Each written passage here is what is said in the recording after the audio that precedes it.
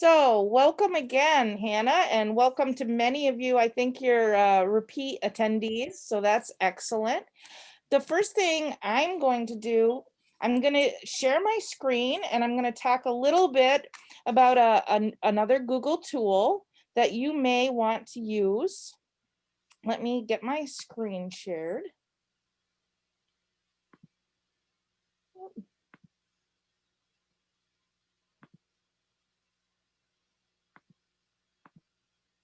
Okay, so if you happen to be a military veteran, once you have left the military, they give you a military job code, and that code corresponds to whatever job or trade you may have picked up in the military. And of course, if any of you are ex-military people, you know exactly what I'm calling or excuse me, talking about. There's an MOS, an AFSC, an NEC rating.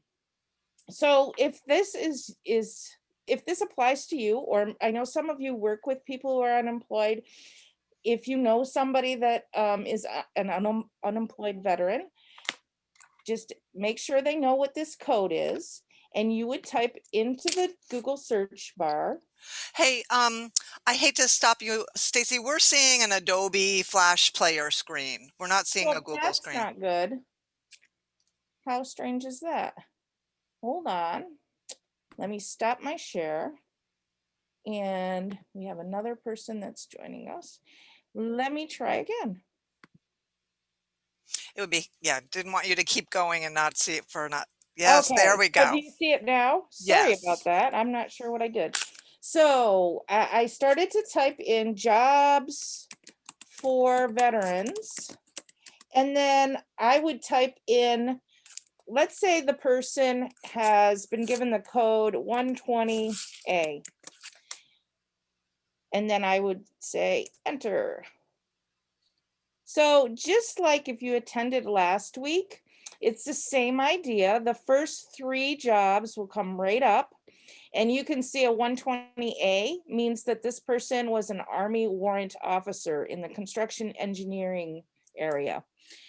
To see more jobs, you click down here on 100 more jobs, and all the jobs in the area pop up, although I didn't actually say this area. So if I want to be more specific, I could put Finger Lakes in the box,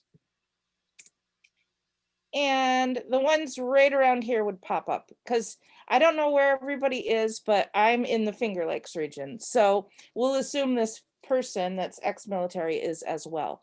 So the person could go through and see all the different things that would apply. Now I'm a little bit confused as to why this one would pop up. These are doctor jobs. So obviously they'd wanna, something went glitchy with the first one. That one wouldn't apply, but if you look at some of the other ones, they do. I'm not sure why that would happen.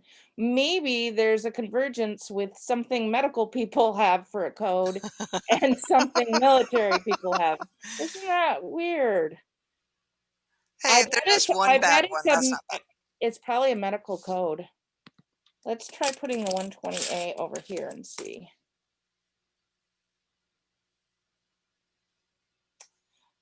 Yeah, so I'm not sure if that relates, because I don't know a lot about this field in the military, but this could possibly relate. Anyway, the gist is to do that, and you should be able to find different jobs in the area. There's different filters you can use. So if you only wanted to be 2 miles away from wherever you're actually located, because Google can see where you're located, on up to 200 miles. Of course, the bigger your job radius is, the more jobs that will pop up. You can also look across the top. You can see different specific places and click on them. You could choose work from home, see if there's any jobs that maybe you could do virtually. Um, And that's about all I have. There will be a handout on it. I'm not going to belabor the point because the rest of this really is pretty similar to what I told you last week.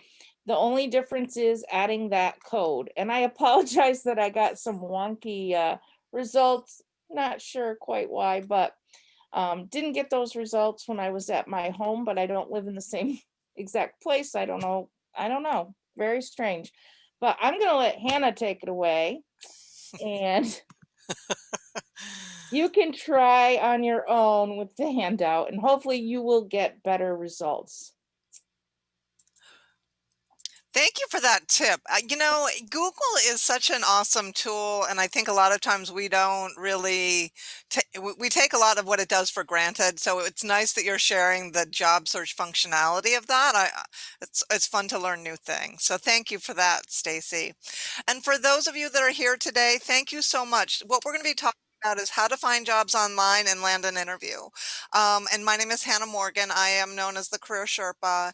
And what we're going to just kick this off with, and let me give you an overview of what I plan on covering today. Um, One of the things that I was talking to Stacy about is that it's sad but good to be delivering things virtually and through webinars. There's just that missing interaction with human beings. So I want to encourage you, if you have questions or you need me to go back and explain something, please enter your request or your question in the chat box, and Stacy and I will get to those. I just want to make sure that anyone and everyone who is here is getting information that they're going to find helpful. Now, last week, for those of you who are here, thank you, Stacy, for doing this. Stacy sent out handouts that included the presentation that I gave, plus some additional information that she conveyed. So she's going to do the same thing this week.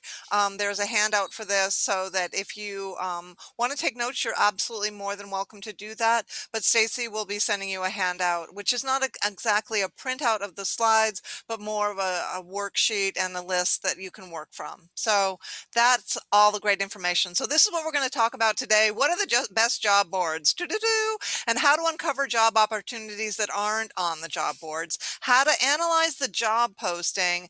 And there are actually two, but there's one big secret that I want to wait till the end to reveal to you. It's one of the best things that you can do to help get you the interview. So let me ask you to put in the chat if you can answer where you go right now. What is your favorite job board, or where do you go to look for jobs right now? If you can enter in your answer, and you can have more than one choice in the chat right now, that would be great. Where are you going? So Indeed, yep. Where are some of the other people looking? LinkedIn and Indeed. Wow. So here come the answers. LinkedIn, Indeed, recruiters' websites, Google tools, industry job boards, the New York State website, right? So what I know already from you all, very smart job seekers, is that you're looking in more than one place, which sadly but truly we need to do. And let me explain to you why.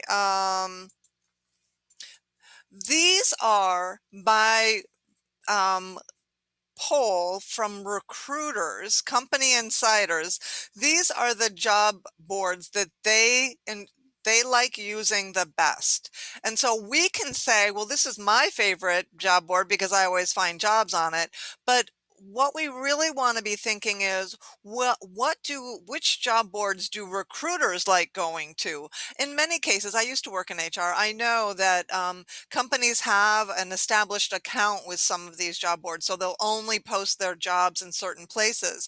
So part of this is, we can have our preferences, but that's not really as important as understanding where employers and recruiters like to post their jobs. And I will say, these are the top ranked ones that where employers like to post their jobs. There's quite a few of them, but I do also want you to pay attention to right above the bottom, company career pages. So while we oftentimes think, well, if a company's got a job, they're going to throw it on Indeed, or Indeed will pick it up, or LinkedIn will pick it up. That's not necessarily true.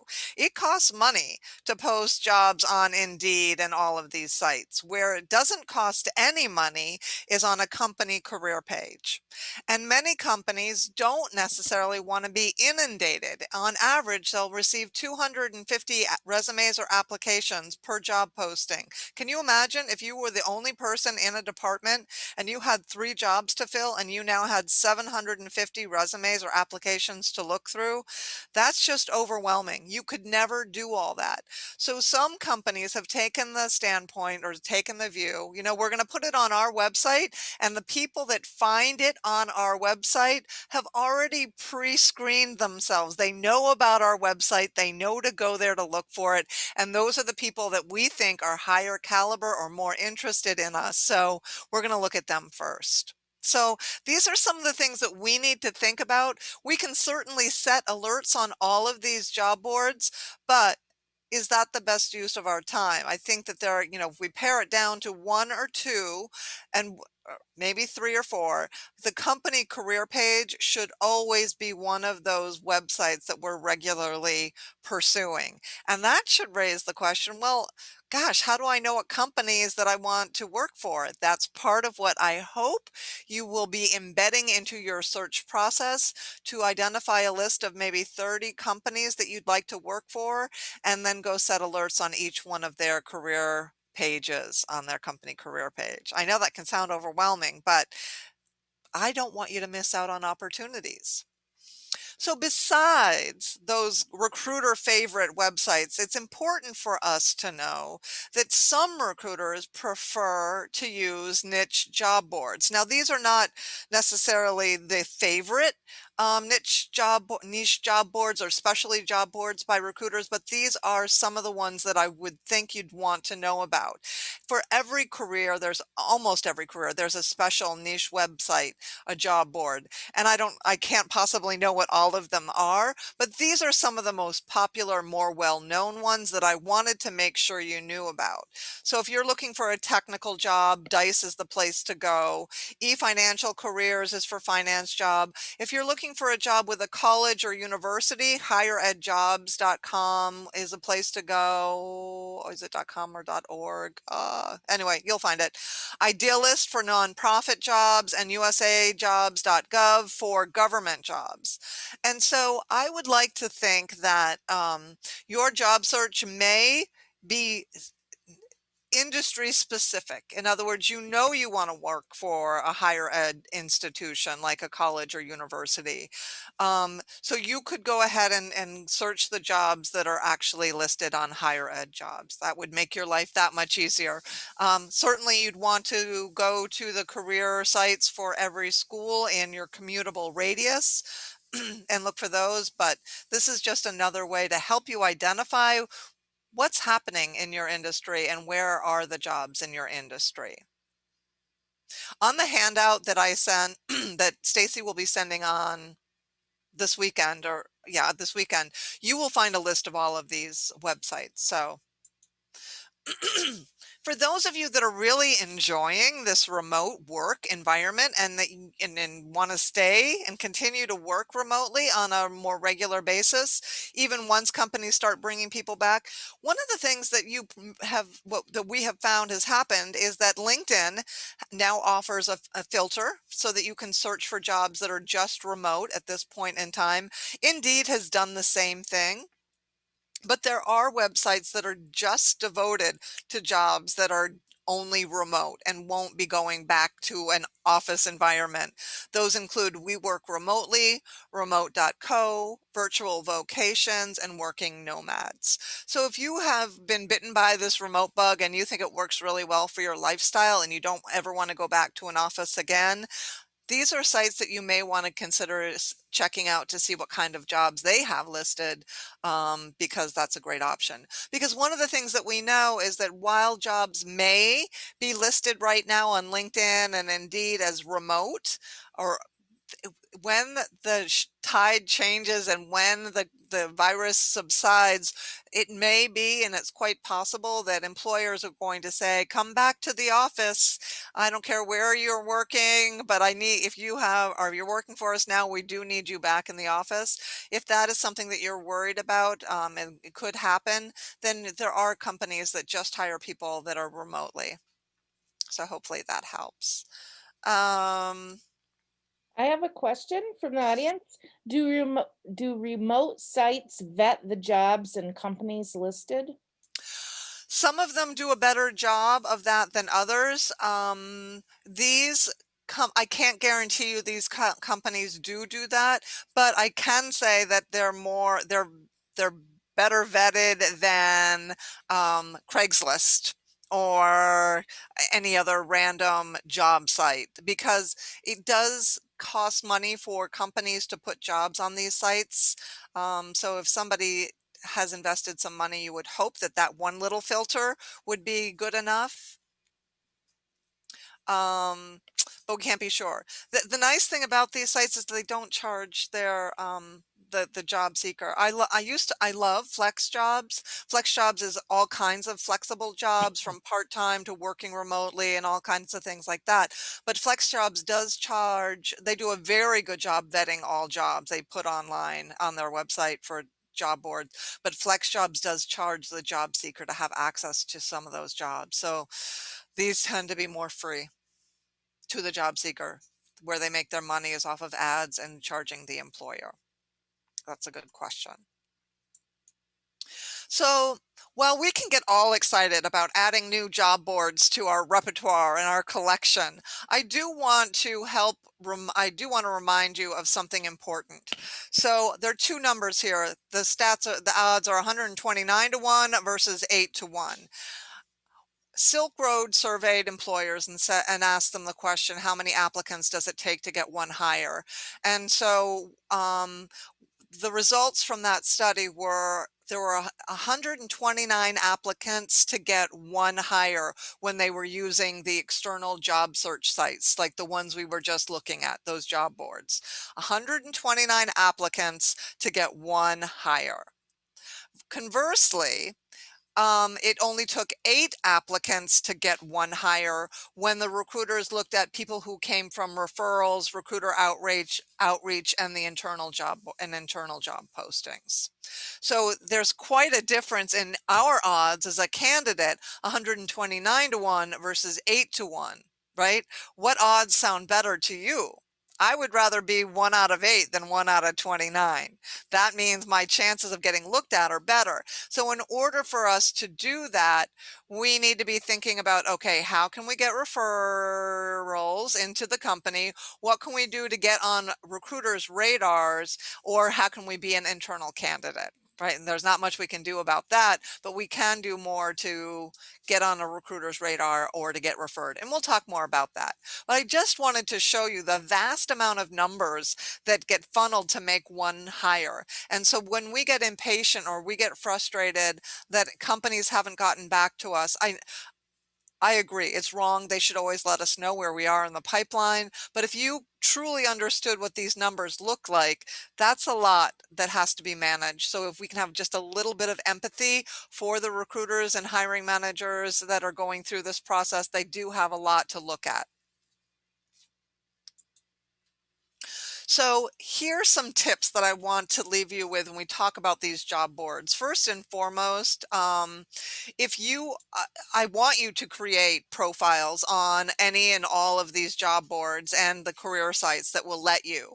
And by doing that, I also hope that you will set up appropriate alerts so you know and are notified through email when new jobs meeting your criteria come up. That saves you a whole bunch of time. I know somebody, my husband, but when my husband was looking for work, he would sit in front of the computer first thing Monday morning and log into Career Builder back in the day. And he would look at every job posted that day that was new on Career Builder. Like, why are you doing that? He's like, I don't want to miss anything.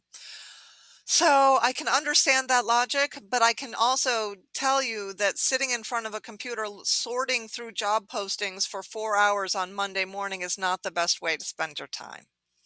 So that's where setting alerts comes into play and creating profiles that let you do that. So on any of the job boards that let you do that, but also on some of the career websites for companies that you're interested in, because many of them now have moved to a tool that allows you to create a profile and set up alerts.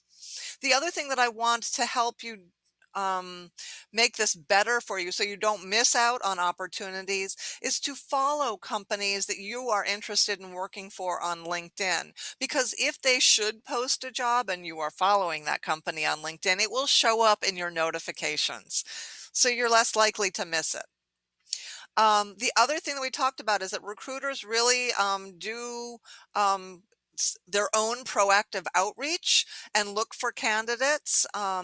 If you are connected to internal recruiters as well as third party recruiters, that's another way in which you can make sure that you're staying top of mind, or at least they know about you for the kinds of jobs that they are looking to place. Now, I can't make any guarantees that they'll call you, but if you are connected to recruiters or you at least see what they're posting on LinkedIn or on other websites, your chances of discovering a job are better. So please follow company recruiters and third party recruiters on LinkedIn. Now, I say follow because it's not necessary for you to actually connect with people on LinkedIn to see what they're sharing on LinkedIn.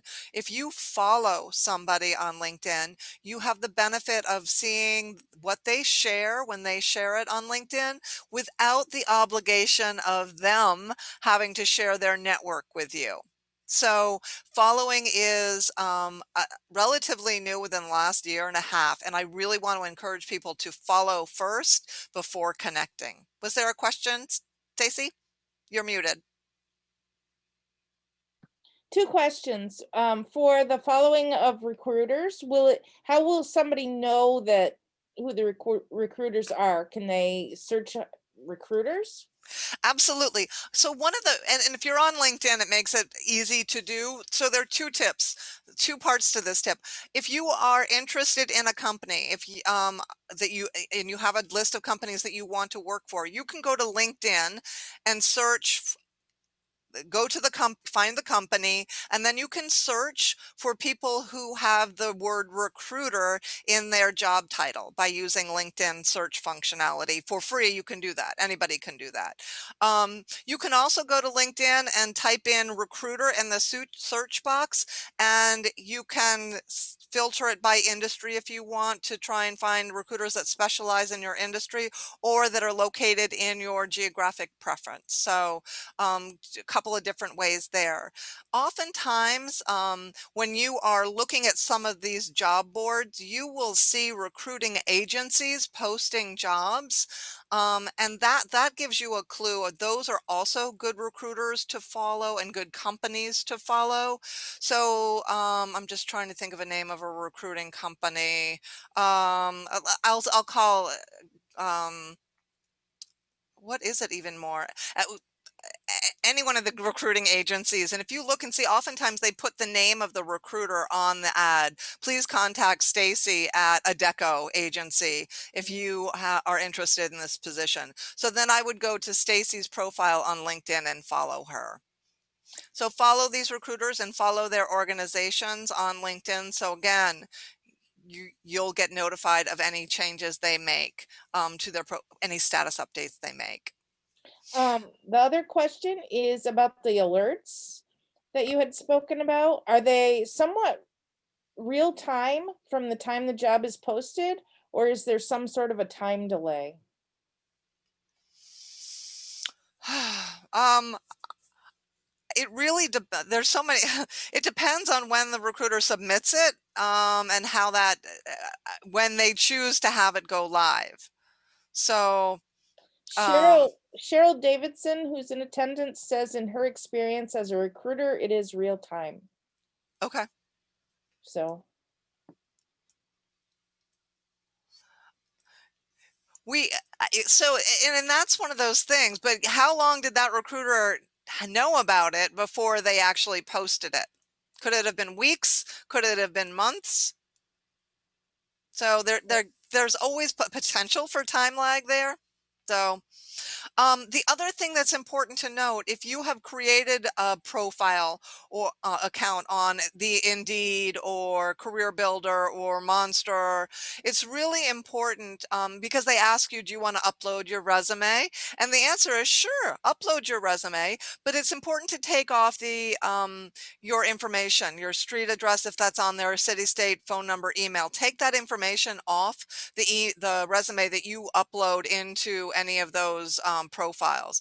Certainly, there are other places and other ways people can contact you besides having that information on your resume. You would want them to use the contact you tool in the recruiting platform rather than people being able to lift that information and contact you that way.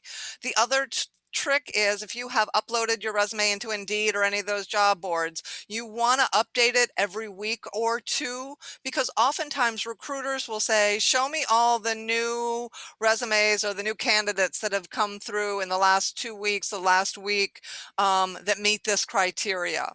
And so if you missed the last window and you didn't get picked, maybe by making sure your resume it has a new refresh date, it will get found that way. So you don't have to really do anything else special to do that other than upload your resume again.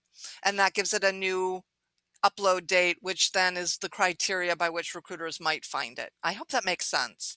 So for those of you that are doing this, you know what I'm talking about. So upload that resume every couple of weeks to make sure that it is a fresh one and that it stays top of mind with recruiters that are looking to fill jobs. Okay, so we sort of got into this and we're going to get into this a little bit more. There is something called a hidden job market, and I want to talk a little bit more about what it is. But let me ask you this question. Do you ever get discouraged looking at the job boards because you don't see the right kinds of jobs for you listed? They seem to be a lot of entry level or jobs that aren't relevant. Does that ever discourage you? Just type in the chat or give me a thumbs up. That discouraging? Yeah, we have some yeses coming in. Right, yeah. So let me tell you that that's not unusual, that companies do not post publicly every single job that is available. And and the higher up you go, the higher up the job is that you're looking for, oftentimes the fewer of those jobs that are available, right? There's only one senior vice president, right? But there are 10 project managers in a company, let's say. So the opportunity for project managers is greater for the opportunities than senior vice president. So there's that thing going on. There are just fewer jobs in an organization that are higher level, but also in many cases companies don't want to put the higher level jobs out to the public because what they prefer to do is to hire somebody from within. So they will post that job internally before they ever make it public. So if you do see a job that looks like the perfect job, the thing that I want you to think about is, oh my gosh, I wonder how long this job has been circulating, or I wonder how long people have known about this job. And it's sort of like an iceberg.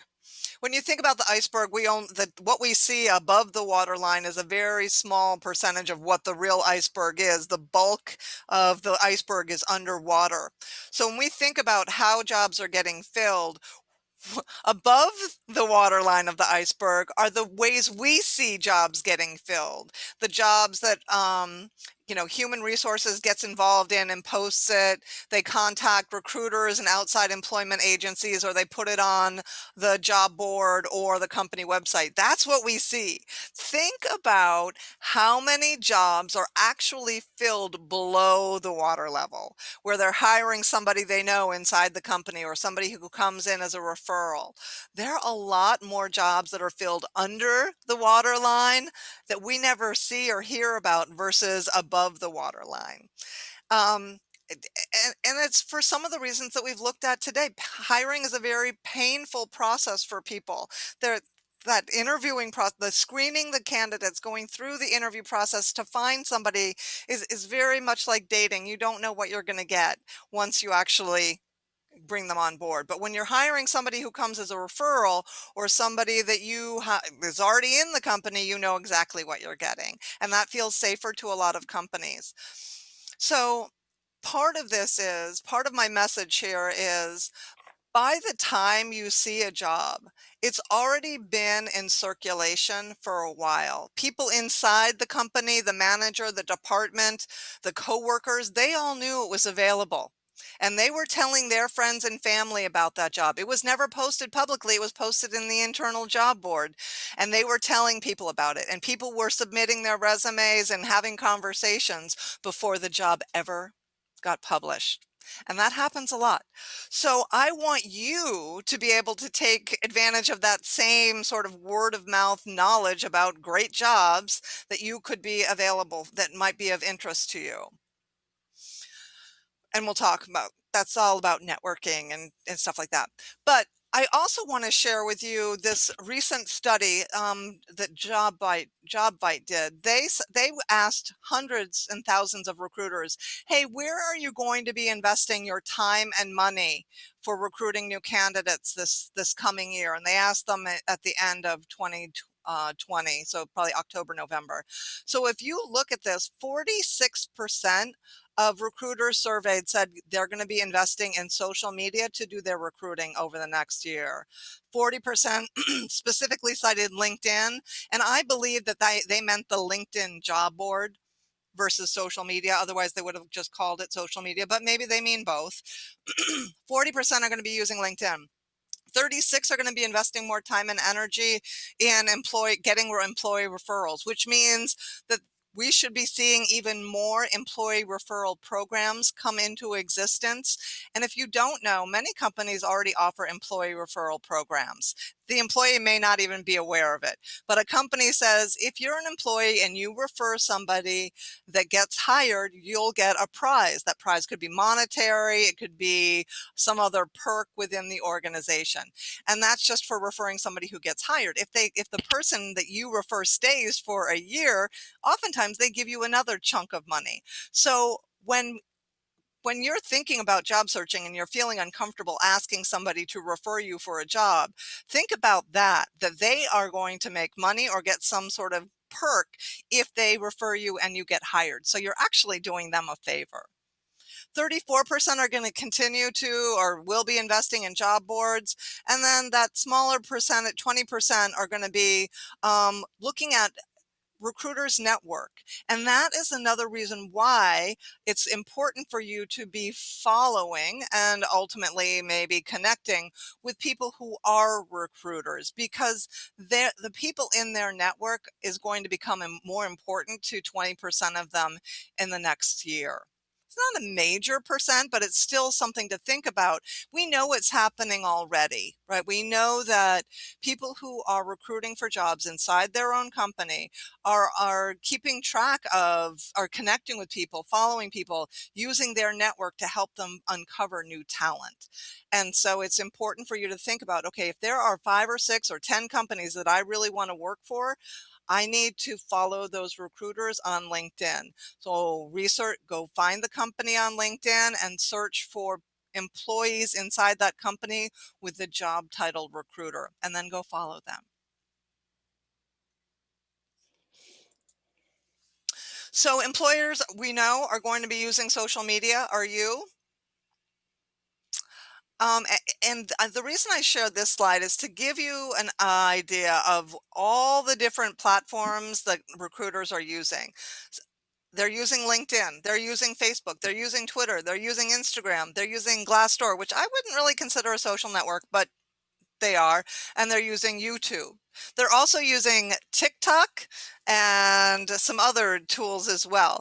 So if you are active or you have a profile on any of these other social media platforms, be thinking about whether or not you want to use that as a way to interact with or get noticed by recruiters, because that's certainly an opportunity. If you do want to engage in some of those social media platforms for more of a job search function, then first and foremost, make sure that your profile and what you've posted on that account are professional or employer friendly, that that you're not using anything that could possibly allow people to discriminate against you. So be very aware of your posts and what you're saying. The other option is to lock down and follow companies that might have accounts on Twitter, Instagram, Facebook, and LinkedIn. So one of the things that I think a lot of people don't know is that on Facebook specifically, but on other channels as well, many companies have created pages for careers at their company, or life at their company. Amazon was one of those companies. Zappos was another one of those companies that created pages on Facebook where they could have conversations and talk about life at their company, and they could recruit people that were interested in working for them. So there's always an interesting perspective when you begin to look at those pages and you see what people are saying, both employees and job seekers. It's just one more way to get on a recruiter's radar or to learn more about a company. Um, and as you would sort of look at these profiles, company accounts, also pay attention to the employees that might be interacting or sharing or using similar hashtags to promote job opportunities. I focus on the, excuse me, on the people part of this and the information gathering, but I will tell you that I have seen jobs posted on Twitter, Instagram, Facebook, and LinkedIn. So recruiters do post jobs there too, but your purpose of being on those social channels is not so much to uncover job postings, but to make a connection with people who work inside that company so that you can get that referral or get the inside scoop about what it's like to work in that company. So social is definitely something that if you hadn't thought about before, you may want to consider thinking about, because based on the data, it looks like companies are going to be investing more in getting the word out about their job opportunities on social media. The rule of thumb here is to search for people, not for jobs. And you do that by following people who work inside companies that you want to work for, companies that you may have already applied to, people that have similar jobs as you and other groups and organizations.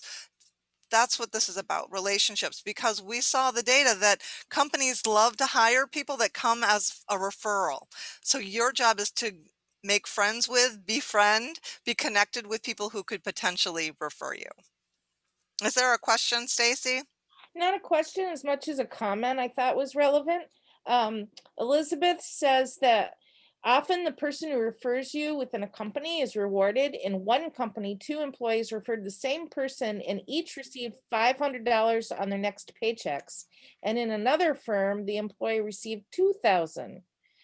She finds internal employees are happy to refer prospective employees. Thank you, Elizabeth. And Elizabeth knows this stuff. She writes a lot and does a lot of research. So absolutely. Thank you for sharing that important information, Elizabeth. I want to take you all through sort of a little exercise here, because I want us to get better at analyzing job postings. So we're going to do a little dissection here, a little science experiment. Let me ask you to type in the chat, how long do you think you look at a job posting before you apply to it? How many seconds, minutes do you think you look at a job posting before you apply?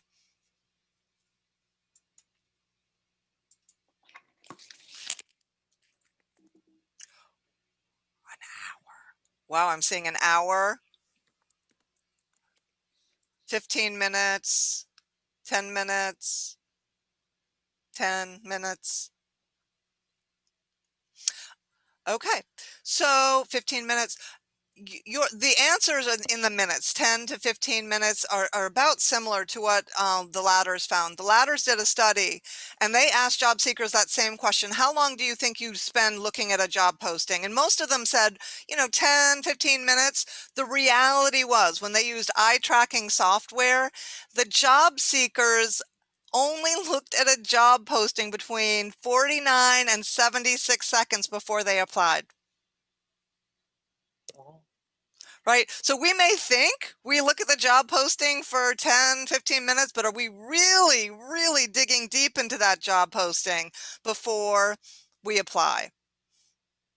I know there's certain parts we tend to look at. So there are a couple of things that you should know. First, when you're looking at these jobs, you've realized this, the job titles vary vastly from company to company. So one of the things that you should do, if you haven't done so already, is create this master list of all the variations of the job titles that you are interested in. And for example, let me just use something we're all sort of familiar with: administrative assistant. In some organizations, they call that administrative assistant. In some places, they call it a secretary. In some places, they just call it an assistant. Some places, they call it an executive assistant. Sometimes they call it something all support. So there are lots of different job titles. So if you're only searching for administrative assistant, are you going to miss out on all of the other jobs that you could potentially be a fit for? So as you are looking through job postings, think about searching for skill sets to build that list of company names, or company uh, job titles that vary by company, so that you can begin to have a better idea of what you're really searching for, because companies do call what you do something different. The other thing that I want to point out to you is that many of you will eliminate yourself before you even apply because you don't think you have all the qualifications. And that breaks my heart. If you meet 60% of what they're looking for or more, go ahead and apply. You may be the most qualified candidate they've seen all day. You don't know.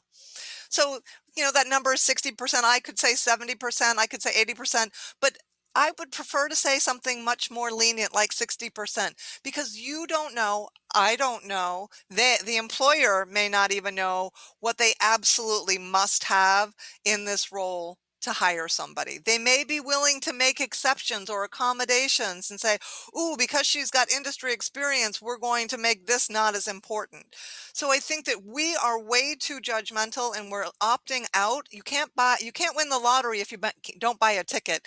What's the worst thing that's going to happen? I don't want you to apply for jobs you're clearly not qualified for, but I do think that way too many people self-eliminate. So if you meet 60% of the criteria, it's worth it to apply, I think.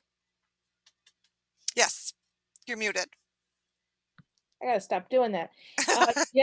Jennifer asks, what do you do about the job description that's just so broad that it seems like the job really needs three people, not just one? Here is what I will say, and there's a lot. I've been saying this for a very long time. Companies stink at writing job postings. It's very painful for them. They don't know how to write them. I have a friend who, for a living, teaches recruiters how to write meaningful job descriptions. This is what happens in some companies, not all companies. Some companies have this standard job description, and anytime there's an opening in that role, no matter where it is in the company or whatever, they'll throw it up. They don't ever edit it. They just throw it up on their website, or they throw it on to Indeed. They don't customize it. So part of this might be that they are lazy. Part of it may be it's a fishing expedition. They think they're going to have an opening and they just want to get a feel of what kind of talent is out there. So let me put something sort of general out there. I think, if it is the bottom line is, if it is a company that you are really interested in working for, then yes, why would you not apply, even if though it's very vague, right? If it's a company that you've never heard of before, and you've done some basic research on the company and they are not in your area of expertise, then maybe that's not a good fit for you. So companies stink at writing job postings. We don't know what's most important to them. So we have to go with what we can find out. I think the other thing that this points to is a reason to find somebody inside the company that can be an informant or somebody who can provide more information. So if you find that very vague job description, I want you to go to LinkedIn and see who you know inside that company that can give you more information. If you don't know anybody, you might have a second level connection that you can find a friend to introduce you to. So I think that that's a really good example of why would you submit for a job if you don't really know exactly what they're looking for. It may sound like they're asking for three very different things, but maybe the percentage of working on those different things isn't so great. There's just so many things you don't know. And if you did know, then you could write a better resume to apply for that job. So get the inside scoop. Always, always, always. So let's just take a look at this job for a second. This is an administrative assistant. For those of us in the Rochester area, you may recognize, I'm not telling you who the employer is, but you may figure it out. So look, there's some basic information here, not a lot, but it does give us some information. This is the position summary. Oh my gosh, it makes my head spin. So what I want you to do right now, if you can read through just the first couple of lines or a part of this, as you look at this, what are some of the key terms or things about this job that you know you'd want to highlight on your resume or make sure you talk about during an interview? What are things here that you can tell they're looking for this role to do?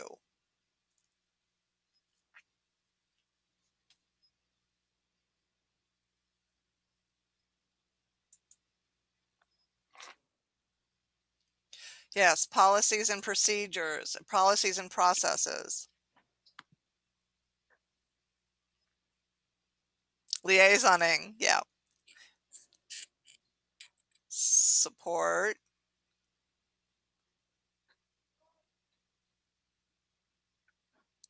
So yeah, it does seem very clear that medical background is beneficial, but I would not say that it's required because while it serves those things, those different medical departments, so far I haven't seen anything that is telling me that I need medical knowledge to do this. So let me show you. You guys are right on where oh, Suzanne, you said diplomatic. And that is something that you've sort of intuited, figured out, read between the lines that because you're working with all of these different departments, diplomacy will be important. I love the fact that you called that out. Let me show you some of the words that I highlighted. Administrative support, policies and processes, key liaison in yellow, right? The program, special projects and divisions, supporting them. Now, the things in green are more specific to this type of role, like pediatric staff and faculty, medical center and community involvement, faculty faculty administrator is HRBP, which I don't even know, chief operating officer and division administrators. I don't believe you would automatically be eliminated if you didn't have previous experience with people in those jobs, in that with these kinds of things, the medical center. Will it help? Absolutely. But if you don't have experience working with faculty or pediatric staff, I don't think I think you should still apply because I don't think there's enough yet that tells me that you need that to be successful in this role. And that's not your decision to make, right? That is the hiring manager's decision to make. So don't self-eliminate. If you have experience working with other groups and other divisions, right? Division administrators, you can certainly make reference to that. If you've worked with chief operating officers, COOs before, or executives before, then that's absolutely transferable and relevant. You may not have worked with faculty before, but maybe that's not so important if you know how to work with these other people. So be careful about why you are choosing to eliminate. So the green words are not crucial in my estimation, and I wouldn't let your lack of experience in those areas get in your way of applying. So here's another part of it. This job description was actually very, very, very long. There were lots of different components to it. And so this takes a look at the human resources support part of this. At the job, it went into administrative and blah, blah, blah, other parts of support as well. But as you look through this, can you do the same thing and look for parts of the job duty that you think would be important to mention in your resume if you had it? What are they looking for this person to do? Just read a couple of lines and type that stuff in.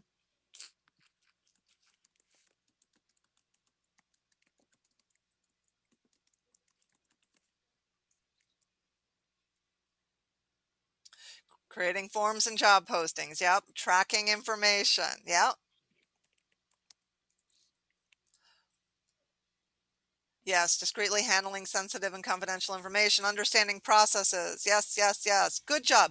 So you guys are getting this, right?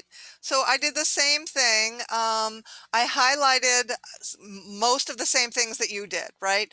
And again, even though you haven't done this, maybe in an HR capacity, well, some of the things are truly HR, but other things aren't. If you don't have HR experience, it doesn't mean you can't do this job.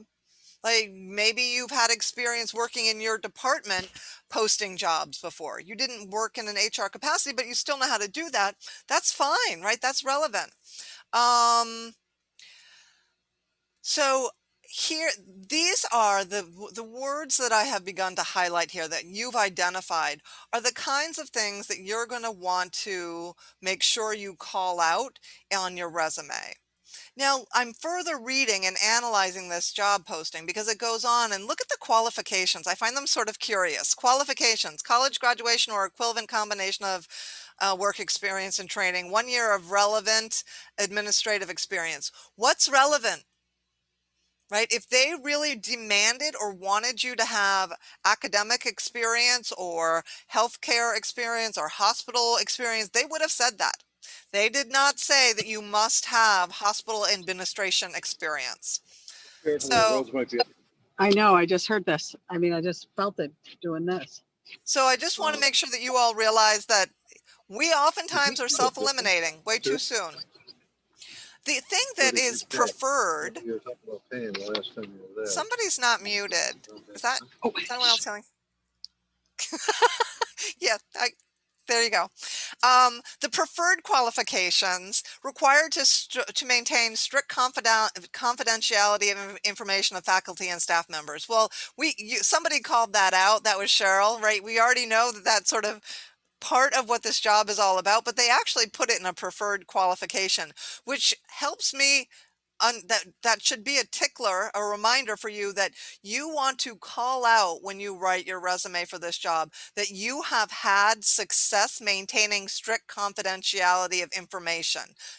It may not be with faculty and staff members, but if you've held any job and part of your role was to maintain that strict confidentiality, you absolutely are going to want to call that out on your resume. So if we were going through this jobs description together, right, and we were highlighting all those words that we just did, and this job posting is probably a page and a half long, I don't think even in 10 or 15 minutes we could get through it all.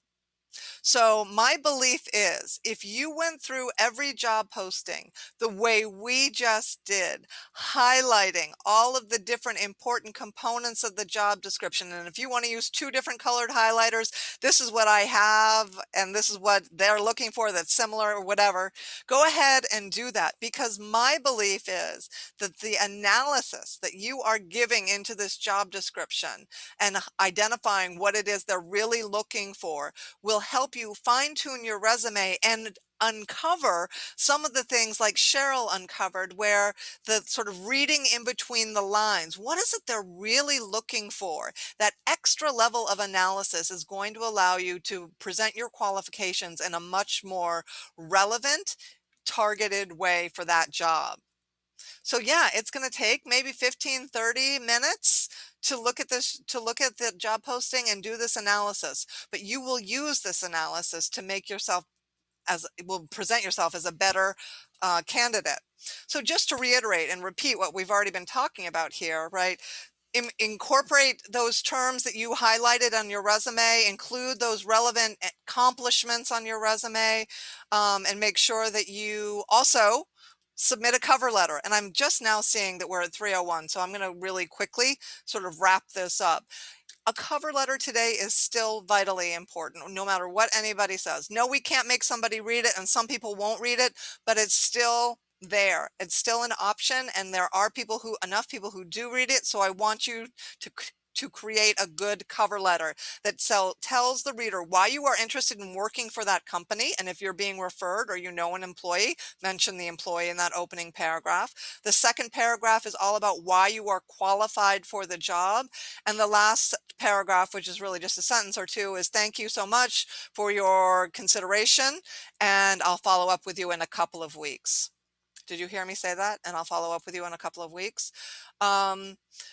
We know that referred candidates are interviewed 65% of the time. 65% of the time. Now, if that doesn't prove to you that you need to get a referral to get the interview, I don't know what does. And it's not impossible. Does it take more effort? Absolutely. But your tenacity will be one of those things that employers will notice and think highly of. So, again, before you actually submit your paperwork, what I want you also to do is to do your salary research, because you have to have a good idea of what the going rate is for the kind of work you do. There are numerous salary calculator tools. Here are the most popular ones: salary.com, PayScale, Glassdoor, and Indeed. And LinkedIn even has a salary calculator. The New York State Department of Labor has a listing of occupational wages. So I want you to use all of these and see what the midpoint is, so that you can get an average or a median number that best incorporates what you think it will be. Every company has a different number, but this will give you a much better idea of what that range looks like. So there is one thing I promised that I would tell you that you should always, always do to increase your chances of getting an interview, and that's to get referred. So in order to get referred, the first step is to find a job. The second step is the time-consuming part that I want you to spend a lot more effort and time doing, which is to find somebody that works inside the company that can give you the inside scoop and, oh, by the way, should be willing to refer you so that they can get money. So what will it take for you to find that insider? It is looking on LinkedIn. It is telling everybody that you know that you just saw a great job on XYZ at XYZ company. Who do you know who works there that I could talk to about what it's like to work there? If you talk to everybody you know and you ask that one question, who do you know at XYZ company? I can guarantee you'll find somebody who knows something. And if you don't, prove me wrong. Tell me that I was wrong. But that's what it takes, because I want you to use the 65% odds to get the interview, right? The other thing that's super important to this whole process is following up. You are going to apply online and you're going to follow up with a person or the company in 2 weeks, just like you said you would do in your cover letter. So follow up in 2 weeks. And if you don't get a response, wait another 2 weeks and follow up again. Keep following up every 2 weeks till you get an answer. That shows persistence. It shows that you are still interested in the job. People who don't follow up, many times the recruiters or hiring managers will say, well, I guess they're not interested. They didn't follow up. Every 2 weeks, follow up until you get an answer. And so let me conclude by just encouraging you to use some of the techniques that we talked about today to create those wonderful alerts, and to spend more time finding that insider, so that you're investing more time in finding the opportunities to dig in and really find the people inside those companies so that you can get to the top of the stack. So for those of you that are still here, what will you do differently now that you know some of the things that we've talked about today? Go ahead and tell me in the chat. While they're typing, there's a quick question. Is follow-up best done by email or phone? Both. So some people love emailing and other people think that phone is more effective. We don't know the preference of the person that we're trying to contact. So I would alternate between the two. If you've got a phone number, follow up through the phone. If they don't respond in a couple of weeks, use email. Then go back to phone, email, phone, because different people have different preferences. So Tracy's going to analyze the posting quicker, but maybe deeper. Update your LinkedIn account. Yeah, because you want to have something that's going to be helpful when people find it that represents you. And just a little plug, right, for Suzanne. Suzanne, next week, the webinar that I'm giving here for the library is on updating your LinkedIn profile. So the timing for that will be great for you. Just make sure you sign up on the Macedon Public Library website for the LinkedIn profile webinar next week. Right.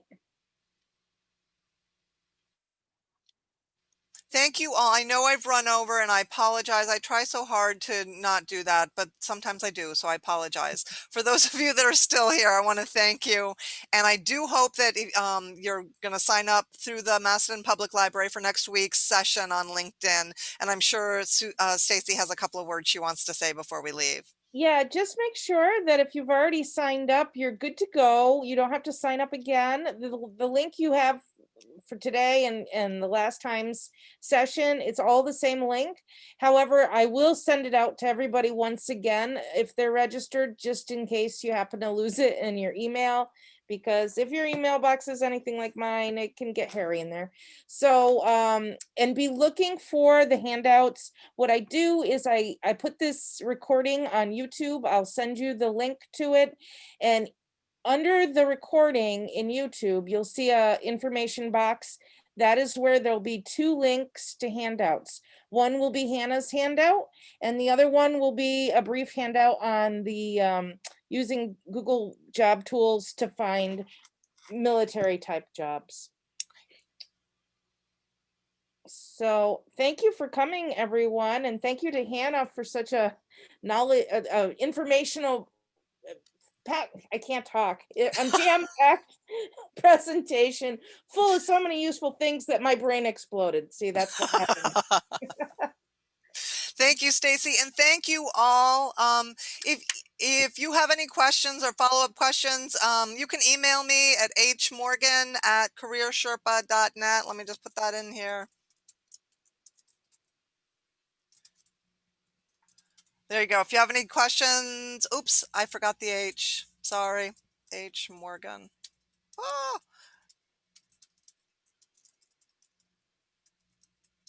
There we go. I think that's right. Have a great week, everybody. Be well, and we'll see you next Tuesday. Thank you. Thanks. Bye.